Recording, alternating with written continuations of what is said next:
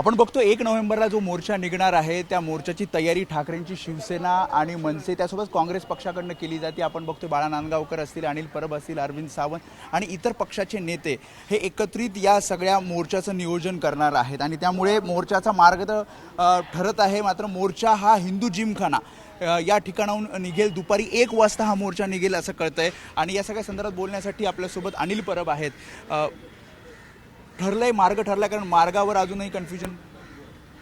Fashion street metro मार्गे महानगरपालिका हिंदू जिमखान्यापासून निघणार नाही, फॅशन स्ट्रीटपासून निघणार मेट्रो महानगरपालिका आणि जे काही भाषणं असतील ते मुंबई महानगरपालिकेच्या समोर। किती वाजता साधारणपणे हा मोर्चा निघणार आहे आणि काय सूचना? 3ची वेळ दिलेली आहे। बरं, आता त्याच्या बाबतीत अजून सगळी सविस्तर माहिती पत्रकार परिषदेत सांगते। कधीपर्यंत म्हणजे पत्रकार परिषद काही होणार काय आता ठरेल।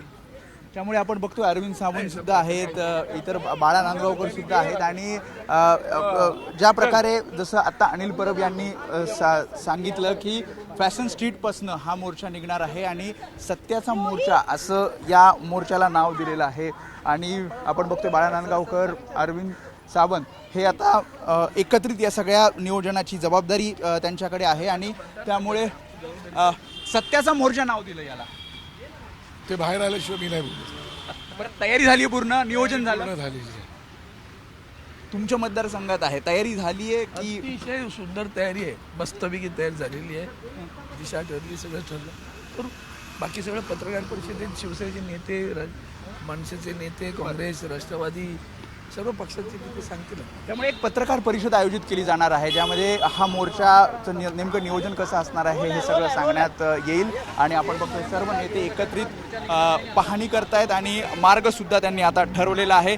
महापालिकेपर्यंत हा मोर्चा जाईल आणि महापालिकेवर इथे स्टेज टाकण्यात येईल आणि तिथे काही महत्त्वाच्या नेत्यांची भाषणं ही होणार आहेत। कॅमेरामॅन विनय राजभरसह मी वेदांत नेब, एबीपी माझा, मुंबई। एबीपी माझा, उघडा डोळे बघा नीट।